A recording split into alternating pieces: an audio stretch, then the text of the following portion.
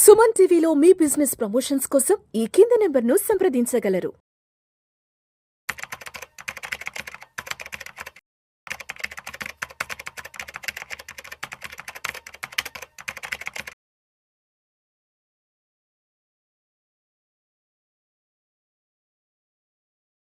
Welcome to Vishnu talks.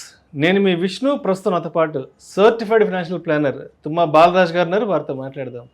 Sir Balraj గారు నమస్తే. Sir నమస్తే విష్ణు గారు. Sir welcome to Vishnu talks. Thank you. So Balaraj గారు, ఇప్పుడు అందరూ అన్ని రకాల విషయాలు తెలుసుకొని ఇన్వెస్ట్మెంట్స్ చేస్తుంటారు. వాళ్ళకి తెలిసిన రకరకాల వ్యక్తుల్ని సంప్రదిస్తుంటారు. ఆ ఇన్వెస్ట్మెంట్స్కి సంబంధించిన నాలెడ్జ్ గెయిన్ చేసుకొని ఇన్వెస్ట్మెంట్స్లోకి వెళ్తుంటారు. బట్ అయినా కూడా చాలామంది చాలా పెద్ద పెద్ద నష్టాలను చవిచూస్తుంటారు కదా. ఎందుకు అన్నీ తెలుసుకున్నా కూడా ఈ నష్టాలను చవిచూస్తున్నారంటారు? దానికి గల కారణాలు ఏంటి? దీని గల కారణం ఏంటంటే ఒక ప్రాపర్ స్ట్రాటజీ, ఒక ప్రాపర్ ప్రాసెస్ లేకపోవడం వల్ల అండి. స్ట్రాటజీ అండ్ ప్రాసెస్ ఉండాలి, ఖచ్చితంగా ఉండాలి. ఒక ప్రాపర్ స్ట్రాటజీ, ఒక ప్రాపర్ ప్రాసెస్ ఫాలో అవుతే నష్టాలు రాకుండా మనం నివారించలేము. We cannot avoid the risk, but we can manage the risk. So మనం ఖచ్చితంగా మనము మిస్టేక్స్ చేస్తాము. ఆ మిస్టేక్స్ ఎంత తక్కువగా చేస్తే మన సంపద అంతా పెరుగుతూ ఉంటుంది అనమాట. దీనికంటూ ఒక పర్టికులర్ ప్రాసెస్ అనేది ఉంది. ఫస్ట్ ఫైనాన్షియల్ ప్లానింగ్లో మనం ఇన్వెస్ట్మెంట్ మొదలు పెట్టేటప్పుడు, మనం డబ్బు ఇన్వెస్ట్మెంట్ చేసేటప్పుడు ఒక క్వశ్చన్ అడగాలి. ఈ డబ్బులు మనం ఎందుకు ఇన్వెస్ట్మెంట్ చేస్తున్నాము? ఈ క్లారిటీ మనకు ఉండాలి. అవును. మనకి ఏదైనా గోల్ ఉందా? ఆ గోల్ అచీవ్ చేయడానికి మనం డబ్బులు ఇన్వెస్ట్మెంట్ చేస్తున్నామా? లేదు మన దగ్గర జస్ట్ సర్ప్లస్ మనీ ఉంది, ఊరికే బ్యాంక్లో పడుంటున్నాయి కాబట్టి మనం ఎక్కడైనా ఇన్వెస్ట్మెంట్ చేద్దామని చేస్తున్నామా? థర్డ్ థింగ్, మన ఫ్రెండ్ చెప్పాడు కాబట్టి చేస్తున్నామా? అందరూ ఇన్వెస్ట్మెంట్ చేస్తున్నారు, నేను టీవీలో చూస్తున్నాను, యూట్యూబ్లో చూస్తున్నాను, అందుకోసం చేస్తున్నామా? దీనిపైన క్లారిటీ ఉండాలి. వేరే వాటిపైన మనం చెప్పలేం. కానీ ఫస్ట్ది గోల్ గురించి ఇన్వెస్ట్మెంట్ చేసినట్టయితే దానికి ఒక ప్రాసెస్ ఉంది. ఫస్ట్ ఇన్వెస్ట్మెంట్ మొదలు పెట్టేటప్పుడు మనం ఏం చేయాలి అంటే, మన గోల్ ఏముంది, ఏ గోల్ గురించి ఇన్వెస్ట్మెంట్ చేస్తున్నాం అనేది క్లారిటీగా ఉండాలి. ఫస్ట్ అండ్ ఫార్మోస్ట్ మనం చేయాల్సింది డిసైడ్ ద గోల్. మన రిటైర్మెంట్ గురించి చేస్తున్నామా? పిల్లల ఎడ్యుకేషన్ గురించి చేస్తున్నామా? ఇల్లు కొనడానికి చేస్తున్నామా? కారు కొనడానికి చేస్తున్నామా? లేకపోతే డ్రీమ్ వెకేషన్ వెళ్ళడానికి చేస్తున్నామా? ఏదైనా ఒక గోల్ కావచ్చు, లేదా అన్ని గోల్స్ కావచ్చు. ఫర్ ఎగ్జాంపుల్ మన రిటైర్మెంట్ ప్లాన్ గురించి మాట్లాడామనుకోండి. ఒక 40 సంవత్సరాల వ్యక్తి 60 సంవత్సరాలకి రిటైర్మెంట్ అవుతారు. సో 60 సంవత్సరాలు రిటైర్మెంట్ అయ్యే టైం వరకల్లా ఫస్ట్ మనం గోల్ డిసైడ్ చేస్తాం, ఏంటి రిటైర్మెంట్. సెకండ్ ఏం మాట్లాడుతున్నాము? టైం ఫ్రేమ్ మాట్లాడుతున్నాం. ఎంత టైం ఉంది? 20 years టైం ఉంది. థర్డ్ థింగ్ వచ్చేసేసి క్వాంటిఫైయింగ్ ద గోల్ అంటాం. గోల్ని క్వాంటిఫై చేయాలి. సో సాధారణంగా ఇప్పుడు నన్ను అడిగామనుకోండి, మీకు రిటైర్మెంట్లో ఎంత డబ్బులు ఖర్చు కావచ్చండి, నెల మీ లైఫ్ స్టైల్ మెయింటైన్ చేయడానికి ఎంత ఖర్చు కావచ్చండి? ఏముందండి, 15,000, 20,000, 30,000 రూపాయలు ఖర్చు అవుతుందని చెప్పేసి మనకు ఆన్సర్ ఇస్తుంటారు అనమాట.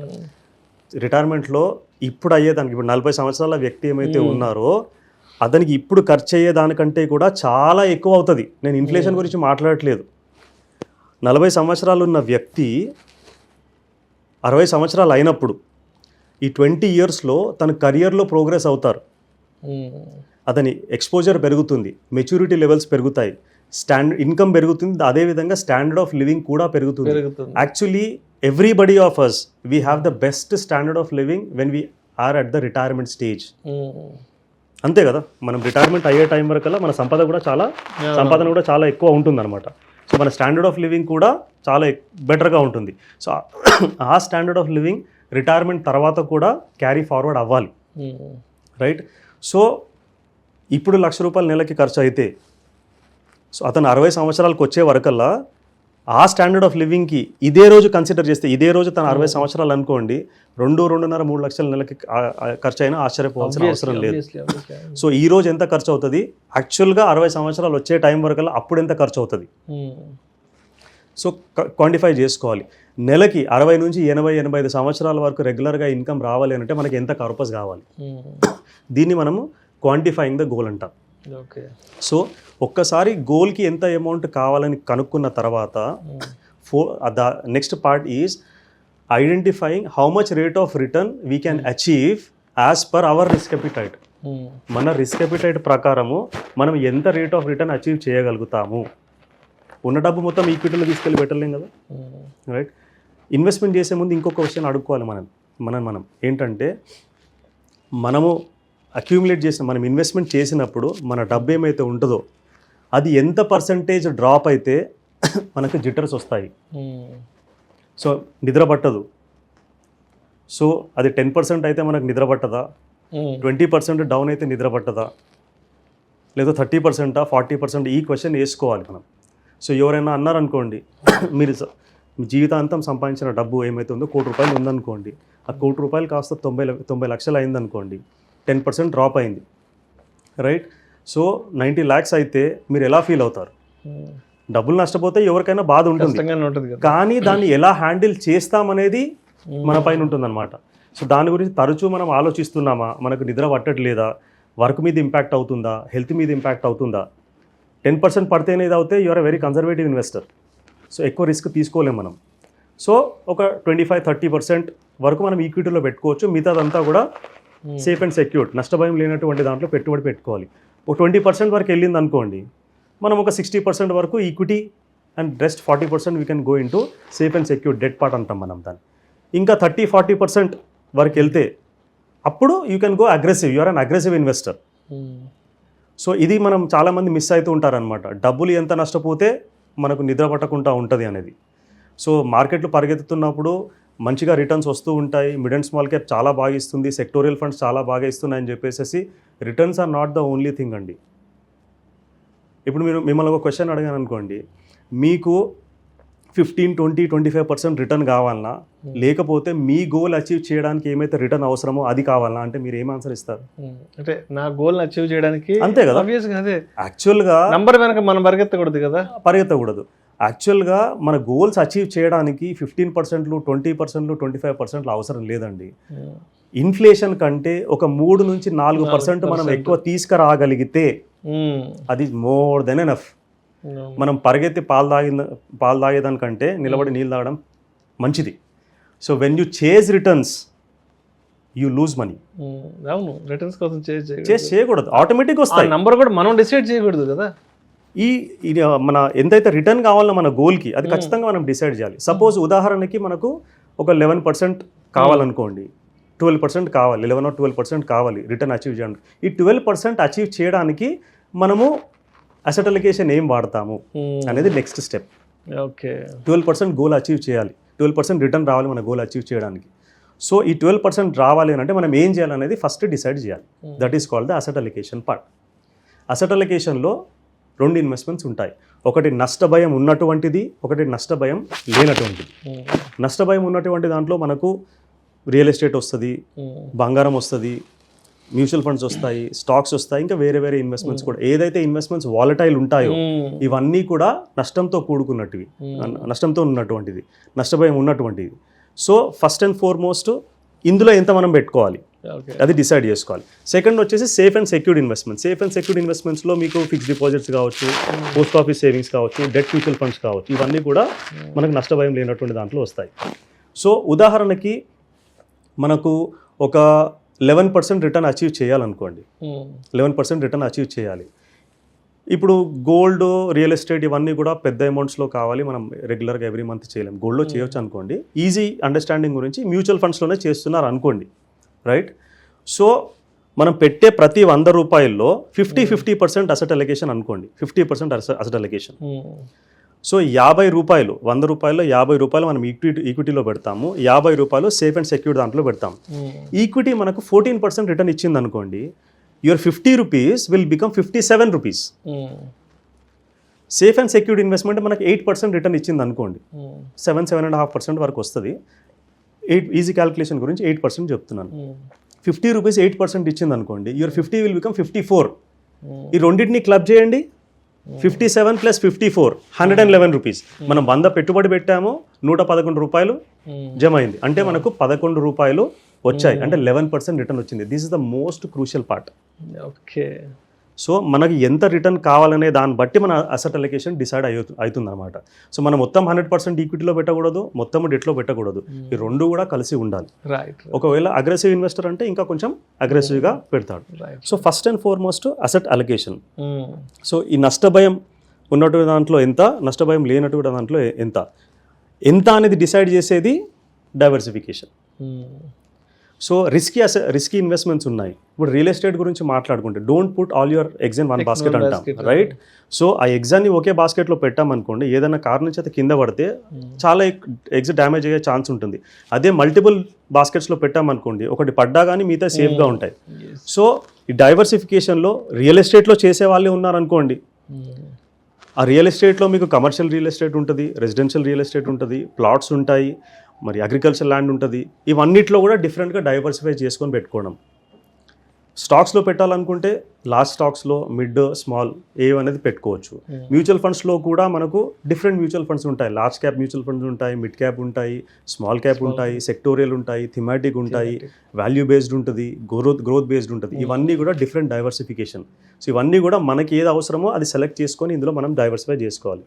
సో అదేవిధంగా సేఫ్ అండ్ సెక్యూర్డ్ ఇన్వెస్ట్మెంట్స్లో మనం ఎఫ్డీలో ఎంత పెడతాము, పోస్ట్ ఆఫీస్లో ఎంత పెడతాము, అండ్ డెట్ మ్యూచువల్ ఫండ్స్లో ఎంత పెడతాం అనేది డిసైడ్ చేసుకోవాలి. First is the asset allocation, second thing is the diversification, third ముఖ్యంగా మనం మాట్లాడుకోవాల్సింది రీబ్యాలెన్సింగ్ ఆఫ్ ద పోర్ట్ఫోలియో. చాలా మంది డబ్బులు ఎందుకు నష్టపోతారంటే they don't rebalance the portfolio, right? It is said always buy low sell high. తక్కువగా ఉన్నప్పుడు కొనాలి, ఎక్కువగా ఉన్నప్పుడు అమ్మాలి.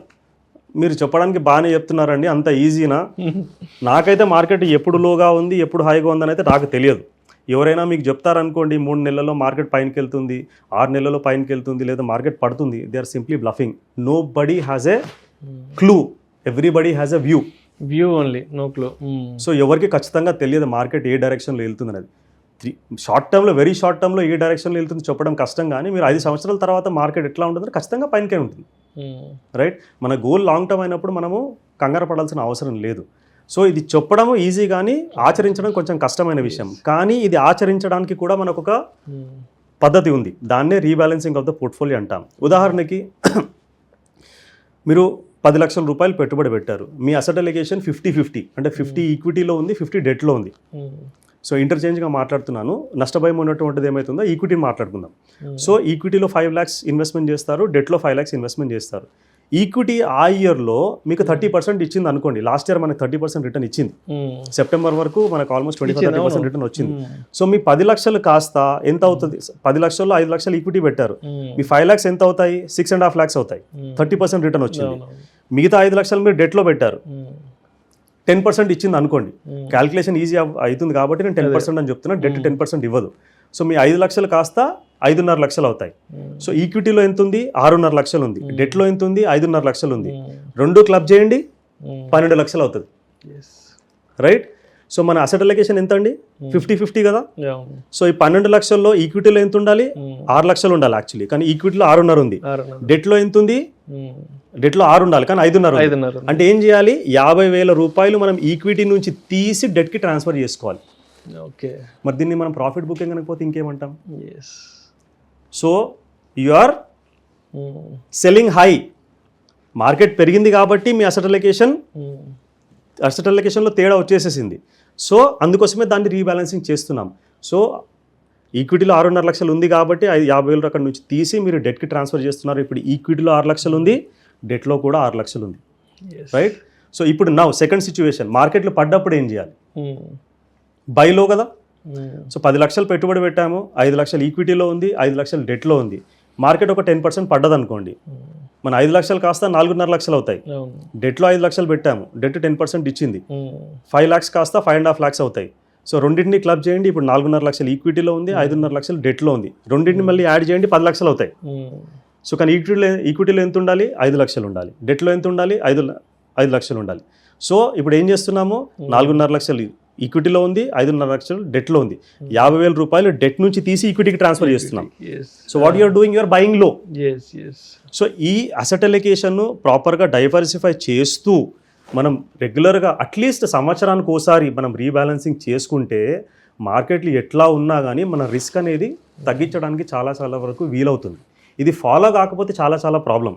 సో మార్కెట్లు పైనకి వెళ్తున్నాయి కదా అని చెప్పేసి మొత్తం ఈక్విటీలో ఇన్వెస్ట్మెంట్ చేసుకుంటూ ఈక్విటీ 80, 90, 95 ఆల్మోస్ట్ 100% అయిపోతుంది.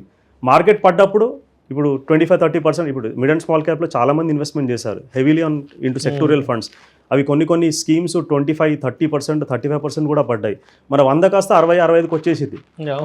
రైట్, ఇదే రీబ్యాలెన్సింగ్ ఆఫ్ ద పోర్ట్ఫోలియో చేసుకుంటే కనుక అసెట్ అలొకేషన్ డిసైడ్ చేసుకోవాలి. 50-50యా, 60-40యా, 70-30యా.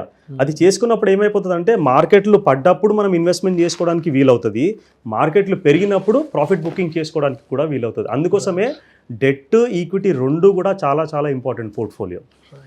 So first asset allocation, second diversification, third వచ్చేసి rebalancing of the portfolio, fourth వచ్చేసి సిస్టమాటిక్ ఎగ్జిట్. అన్నిటికంటే ముఖ్యమైనది. సో చాలామంది డబ్బులు ఎందుకు నష్టపోతారు అని అంటే they don't plan the exit. అందరికీ ఎంట్రీ అవ్వడం ఒకటి మాత్రమే తెలుసు, పద్మవ్యూహం లాగా ఎంట్రీ అవుతారు, కానీ ఎగ్జిట్ ఎప్పుడు అవ్వాలనేది చాలా మందికి తెలియదు. సో ఉదాహరణకి 2020లో మనకు కోవిడ్ వచ్చింది, దాదాపు 40% మార్కెట్లు పడ్డాయి. 2010 నుంచి ఒక ఫ్యామిలీ ఇన్వెస్ట్మెంట్ చేస్తుంది, వాళ్ళ అబ్బాయినో అమ్మాయినో అమెరికాకి పంపించేసేసి 2020లో ఎంఎస్కి పంపిద్దామని ప్లాన్ చేస్తున్నారు. సో 2010 నుంచి రెగ్యులర్గా ఇన్వెస్ట్మెంట్ చేస్తూ వచ్చారు. ఏప్రిల్లోనో మేలోనో వెళ్ళాలి, రెగ్యులర్గా ఇన్వెస్ట్మెంట్ చేస్తూ వచ్చారు మ్యూచువల్ ఫండ్స్లో లేదా స్టాక్స్లో. సో మ్యూచువల్ ఫండ్స్ గురించి మాట్లాడదాం. సో రెగ్యులర్గా ఇన్వెస్ట్మెంట్ చేస్తూ వచ్చారు, మార్కెట్స్ బాగా పర్ఫామ్ చేస్తాయి, మంచి లాభాలు వచ్చాయి, వాళ్ళకి మంచి కార్పస్ కూడా జమ అయింది. ఏమనుకున్నారు, ఎప్పుడైతే వెళ్తారో అబ్బాయో అమ్మాయో వెళ్తుంది కదా, ఒక వారం రోజుల ముందు డబ్బులు తీసుకొని మనం ఫీజు పే చేద్దాం అనుకున్నారు. కానీ 2020లో ఏమైంది, కోవిడ్ వచ్చింది. వాళ్ళ వాల్యూ కాస్త ఏమైతే అక్యూములేట్ అయ్యిందో అది కాస్త దాదాపు 40-45% పడి ఉండొచ్చు. మరి గోల్ అచీవ్ చేయడానికి వీలవుతుందా వాళ్ళకి? అవ్వదు. సో అందుగురించే మనకి ఎప్పుడైతే గోల్ అచీవ్ చేయడానికి డబ్బులు కావాలనో 3 సంవత్సరాల ముందు నుంచే ఎగ్జిట్ ప్లాన్ చేసుకోవాలి. సో అదే వాళ్ళు 2020 ఏప్రిల్ మే వరకు వెయిట్ చేయకుండా అట్లీస్ట్ 2017 మిడ్ నుంచో 2018 బిగినింగ్ నుంచో సిస్టమాటిక్ ఎగ్జిట్ ప్లాన్ చేసి ఉంటే ఎవ్రీ మంత్ ఒక 2.5-3%, ఎవ్రీ మంత్ 3% ఈ రిస్కీ అసెట్స్ నుంచి సేఫ్ అండ్ సెక్యూర్డ్ అసెట్స్కి ట్రాన్స్ఫర్ చేశారనుకోండి, ఈక్విటీ నుంచి డెట్కి ట్రాన్స్ఫర్ చేశారనుకోండి, ఎవ్రీ మంత్ 3% కనుక ట్రాన్స్ఫర్ చేసినట్టయితే లాస్ట్ థర్డ్ ఇయర్లో 36% ట్రాన్స్ఫర్ చేసి ఉంటారు. లాస్ట్ సెకండ్ ఇయర్లో మేబీ అనదర్ 35-40%. ఈ 2 ఇయర్స్లో కలిపి 75-80% ఆల్రెడీ ట్రాన్స్ఫర్ అయిపోయింది ఈక్విటీ నుంచి డెట్కి. డెట్ కూడా ఏమి ఊరికే ఉండదు కదా, అది కూడా దాదాపు మనకు ఒక 6.5-7.5% రిటర్న్ ఇస్తుంది. లాస్ట్ ఇయర్లో మనకు ఓన్లీ 20% ఈక్విటీలో ఉంది. 50% మార్కెట్ ఫాల్ అయినా మనకు 20 రూపాయలే ఉంది కాబట్టి 10 రూపాయలు నష్టం వస్తుంది, అంటే ఓన్లీ 10% లాస్. సో మనకు 100 రూపాయలు రావాల్సిన చోట 90-95 రూపాయలు వచ్చినా నష్టం ఏమి లేదు కదా. 100 రూపాయలు రావాల్సిన చోట మనకు 45-50 రూపాయలు వస్తే చాలా చాలా ప్రాబ్లం. అందుకోసమే systematic exit is very very very important in investment. చాలామంది సిస్టమాటిక్ ఎగ్జిట్ ప్లాన్ చేయరు కాబట్టి చాలా చాలా నష్టాలు చవి చూస్తారనమాట. ఈ 4 కాకుండా 5th part is very very important in this current circumstance, systematic transfer plan, STP. చాలామంది ఇది చెయ్యరు. ఎస్టీపీ పాజిటివ్ ఉంది, దానికి నెగిటివ్ కూడా ఉంది, కాకపోతే పాజిటివే ఎక్కువ. సో ఇన్వెస్టర్ సైకి ఎలా ఉంటుందంటే, మనం ఒక 100 రూపాయలు సంపాదిస్తే మనకి ఏమైతే ఆనందం కలుగుతుందో దానికంటే ఎక్కువ బాధ 10 రూపాయలు నష్టపోతే ఉంటుంది. Correct. So first and foremost మనం పెట్టుబడి పెట్టేటప్పుడు మన ఇన్వెస్ట్మెంట్ ఏమైతే ఉందో అది తగ్గకుండా చూసుకోవాలి సాధ్యమైనంత వరకు. Returns are secondary, return of capital is important then return on capital. మనకు వచ్చే రిటర్న్స్ ఆన్ ఇన్వెస్ట్మెంట్ 1-2% తగ్గినా పెద్దగా నష్టం లేదు. ఫస్ట్ మనం పెట్టే పెట్టుబడి నష్టం రాకుండా చూసుకోవాలి, లేదంటే తక్కువ నష్టం వచ్చేటట్టు చూసుకోవాలి. దీనికి ఏం చేయాలి? సో ఫస్ట్ అండ్ ఫార్మోస్ట్ మార్కెట్ని టైం చేయకూడదు. It's not timing the market, it is time in the market which will determine the wealth. So first and foremost మనం సపోజ్ ఒక 5 లక్షలు 10 లక్షలు పెట్టుబడి పెట్టాలనుకోండి, మనం ఒక 5 స్కీమ్లో 6 స్కీమ్లో సెలెక్ట్ చేసుకున్నాం. 5 స్కీమ్లు అనుకోండి. సో ఎవ్రీ స్కీమ్లో మనం లక్ష రూపాయలు పెడదాం అనుకున్నాం. ఈ ఫస్ట్ ఇన్వెస్ట్మెంట్ ఏమైతే ఉంటుందో అది లిక్విడ్ ఫండ్లో పెట్టుకోవాలి, లేకపోతే డెట్ ఫండ్లో పెట్టుకోవాలి. ₹1,00,000 మనం ఇన్వెస్ట్మెంట్ చేసాము. డైరెక్ట్గా ఇన్వెస్ట్మెంట్ చేసి ఉంటే లాస్ట్ మంత్ ₹1,00,000 ఇన్వెస్ట్మెంట్ చేశాము ఈక్విటీ మ్యూచువల్ ఫండ్లో, మార్కెట్ 10% పడ్డది. ఈ ₹1,00,000 కాస్త ఎంత అవుతుంది? 90,000 రూపాయలు అవుతుంది. రైట్. సో ఇదే డైరెక్ట్గా చేయకుండా మనం సిస్టమాటిక్ ట్రాన్స్ఫర్ ప్లాన్ ద్వారా చేసి ఉంటే ₹1,00,000 ఫస్ట్ లిక్విడ్ ఫండ్లో పెట్టుకొని ప్రతి వారము మనం డైలీ ట్రాన్స్ఫర్ చేసుకోవచ్చు, వీక్లీ ట్రాన్స్ఫర్ చేసుకోవచ్చు, మంత్లీ ట్రాన్స్ఫర్ కూడా చేసుకోవచ్చు. ఈజీ ఎక్స్ప్లెనేషన్కి వీక్లీ ట్రాన్స్ఫర్ అనుకోండి. ప్రతి వారము మనము ₹2,000 చొప్పున లిక్విడ్ ఫండ్ నుంచి ఈక్విటీ ఫండ్కి ట్రాన్స్ఫర్ చేస్తున్నాం. 5 వారాలు జరిగిపోయింది. సో 5 వారాల్లో మనకు 10,000 రూపాయలు లిక్విడ్ ఫండ్ నుంచి ఈక్విటీ ఫండ్కి ట్రాన్స్ఫర్ అయింది. సో మార్కెట్ 10% పడ్డది కాబట్టి ఈ 10,000 ఈక్విటీలో ఏమైతే ఉందో అది కాస్త 9,000 రూపాయలు అయింది. 90,000 రూపాయలు మనకు లిక్విడ్ ఫండ్లో ఉంది. లిక్విడ్ ఫండ్ కూడా రిటర్న్ ఎర్న్ చేస్తుంది కదా, ఆ 90,000 కాస్త 90,500 రూపాయలు అయి ఉంటుంది, 90,500 అయి ఉంటుంది. ఇక్కడ మనకి ఎంత ఉంది, 90,500 ప్లస్ 9,000 రెండు కలపండి 99,500. కానీ డైరెక్ట్గా ఈక్విటీలో చేసింటే 90,000. సో ఇక్కడ మనకు లాస్ అనేది చాలా తగ్గిపోయింది. ఇంతకుముందు చెప్పాను కదండి, బై లో సెల్ హై. ఇప్పుడు మార్కెట్ పడ్డది కాబట్టి మనకు తక్కువ ధరలో యూనిట్స్ వస్తాయి. అందుకోసమే లిక్విడ్ ఫండ్లో ఏమైతే ఉందో అందులోంచి ఒక 15-20% మనం స్విచ్ చేసుకోవచ్చు, రైట్. జనరల్గా మనకి ఇలాంటి ఆపర్చునిటీస్ సంవత్సరంలో 1-2 సార్లు వస్తాయి. సో అప్పుడు ఇట్లా స్విచ్ చేసుకుంటూ మార్కెట్లో పడ్డప్పుడు స్విచ్ చేసుకోవచ్చు. మార్కెట్లు పడనప్పుడు ఎవ్రీ వీక్ ట్రాన్స్ఫర్ అవుతూ ఉంటుంది. సో ఇలా చేయడం వల్ల మనం రిస్క్ అనేది చాలా వరకు తగ్గించుకున్న వాళ్ళం అవుతాం. కానీ ఇక్కడ ఒక డిసడ్వాంటేజ్ కూడా ఉంది. రైజింగ్ మార్కెట్లో ఈ returns may be little bit lesser. Downward మార్కెట్లో STP will work very very good for you. So ఇంతకుముందు చెప్పాను కదండి, మనకు 10 రూపాయలు నష్టపోతే బాధ ఎక్కువ కలుగుతుంది, 100 రూపాయలు లాభం వస్తే సంతోషం కలిగినా కానీ బాధ అనేది మనకు కొంచెం ఎక్కువ ఉంటుంది అనమాట. ఈ 5 సూత్రాలు మనం పాటిస్తే asset allocation, diversification, rebalancing of the portfolio, systematic exit and systematic transfer plan, మనం పెట్టుబడిలో నష్టాలు ఏమైతే వస్తాయో అవి చాలా చాలా వరకు మనం తగ్గించిన వాళ్ళు అవుతాం. మనకు టెన్షన్ ఉండదు. ఓకే. సో రోజు మార్కెట్ ఫాలో కావాల్సిన అవసరం లేదు. మన ఇన్వెస్ట్మెంట్ ఎంత పెరిగింది, ఎంత అయింది, ఏంటి అనేది మనం చూడాల్సిన అవసరం లేదు. Investments are like preparing curd. మనం పెరుగు తయారు చేయాలనుకోండి, ఏం చేయాలి, నైట్ గోరువెచ్చని పాలు తీసుకొని తోడేసేసుకొని దాన్ని మార్నింగ్ వరకు వదిలిపెట్టేసి వెయిట్ చేయాలి కదా. వెయిట్ చేసేస్తే మార్నింగ్ వరకు మనకు పెరుగు తయారవుతుంది, రైట్. సో మనం రాత్రి తోడేసేసాము, తోడేసిన తర్వాత 1 గంట తర్వాత దాన్ని ఇది 10% తయారైందా, 2 గంటల తర్వాత 20% తయారైందా అని దాన్ని గెలుకుతూ ఉంటే ఏమవుతుందండి, అటు పెరుగు తయారవ్వదు, పాలు కూడా పాడవుతాయి. ఇన్వెస్ట్మెంట్స్ కూడా అంతే. మనం ఏమైతే చేయాలనో అది చేయాలి, మనం ఏమైతే ప్రాసెస్ ఫాలో కావాలో అది ఫాలో కావాలి, then wait. So results will definitely come. మనకి యాంగ్జైటీ అవసరం లేదు, మార్కెట్స్ని ఫాలో కావాల్సిన అవసరం లేదు. ఇవన్నీ మన చేతిలో ఉన్నాయి, మన కంట్రోల్లో ఉన్నాయా. ఏ కంట్రీ మీద వార్ చేస్తుంది, ఆయిల్ ప్రైసెస్ ఏమవుతాయి, ఎవరి మీద తారీఫ్ పెడతారు, గవర్నమెంట్ పాలసీస్ ఏముంటాయి, ఇవన్నీ ఏముంటాయి, మన కంట్రోల్లో ఉందా.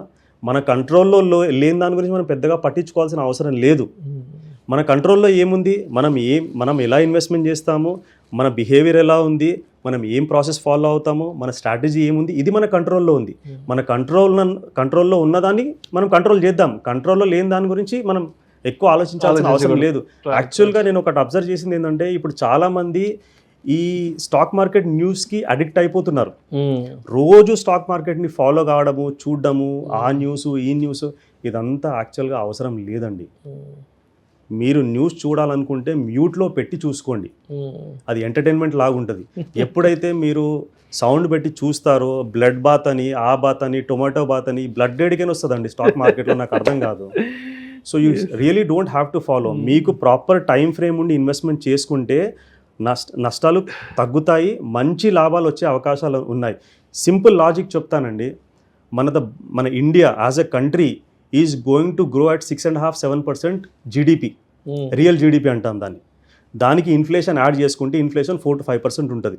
Nominal GDP, real GDP plus inflation is nothing but nominal GDP. Nominal GDP మనది జనరల్గా ఒక 6.5-7% మనం గ్రో అయినా కానీ దాదాపు 11% నుంచి 11.5% వరకు నామినల్ జీడిపి గ్రోత్ రేట్ ఉంటుంది. సో మన దేశమే 11-11.5% గ్రో అయినప్పుడు మన పెట్టుబడులు గ్రో అవ్వవా? ఖచ్చితంగా గ్రో అవుతాయి. సో ఇంత యాంగ్జైటీ మనకు అవసరం లేదు. Keep simple things simple. It is very difficult to keep simple things simple and very easy to complicate things. ఇన్వెస్ట్మెంట్స్ని మనం కాంప్లికేట్ చేస్తూ ఉన్నాం, ఇంత కాంప్లికేషన్ అవసరం లేదు. ప్రాపర్గా ఫాలోఅప్ చేసుకొని మనం ఇన్వెస్ట్మెంట్ చేసుకుంటే మంచి లాభాలు వస్తాయి, మంచి రిజల్ట్స్ వస్తాయి. Thank you sir, thank you so much Balaji గారు. Thank you. ఇన్వెస్ట్మెంట్స్ పెట్టే ముందు తప్పనిసరిగా ఎటువంటి విషయాల పట్ల మనకు తప్పనిసరిగా అవగాహన ఉండాలి. అండ్ అవగాహన లేకపోవడం వల్ల మనం ఏ విషయాల్లో ఫెయిల్యూర్ అవుతారో చాలా చక్కగా తెలియజేశారు. Thank you so much sir. Thank you.